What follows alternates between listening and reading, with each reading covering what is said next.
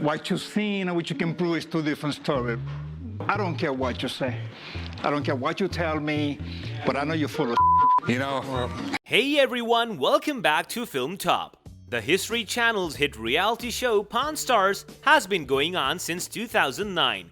The show had its intense situations and quarrels with customers, and some of the customers they had interacted with had to be straight up banned from the pawn shop. Here we look at the 5 people who were banned from Pawn Stars. Number 5. A customer alert security. To be honest, I don't know how to respond. In the second season of Pawn Stars, a customer visited the gold and silver pawn shop with the statue of Perseus and Pegasus, made by Emily Picault, hoping to make some money.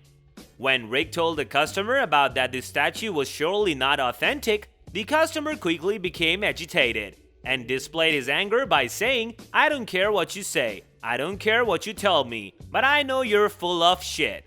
As the intensity of the situation culminated, the shop's security guard started walking towards the customer in case an intervention was necessary. But the late Richard Harrison diffused the situation by calmly explaining that they appreciated that he brought the statue to the shop, but they were not interested in buying it. Number 4. One-man submarine. What do we have here?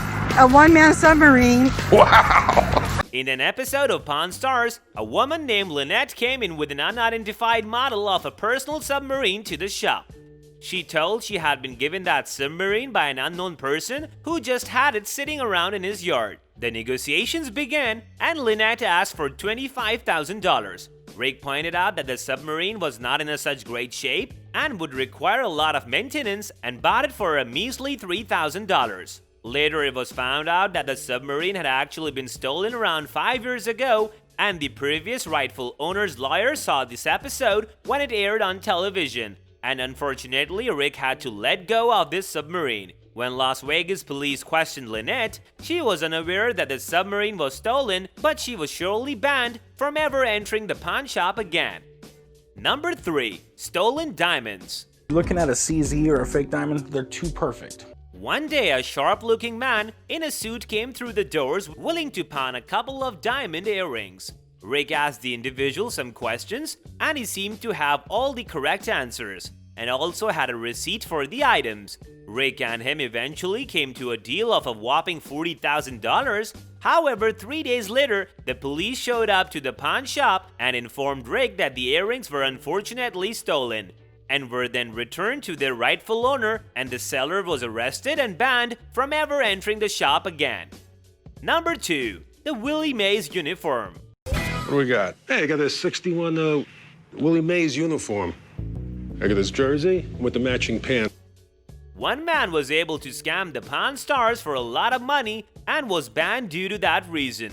In 2012, Corey made a big mistake by spending $31,000 on what he thought was a game-worn Willie Mays San Francisco Giants uniform from 1961, even though the Chumley said that the uniform looked too good to be half a century old.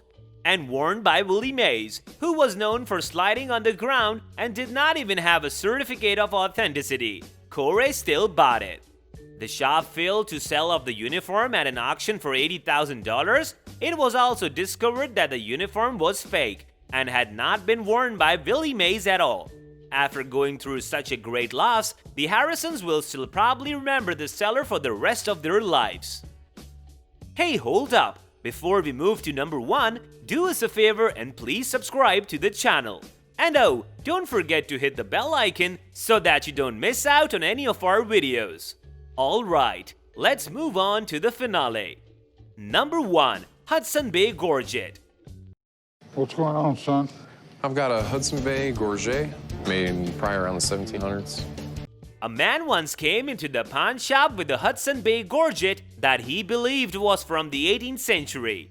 Rick examined the item and told the seller about its history too. When asked how much he wanted for it, he replied that he wanted $100,000 for it.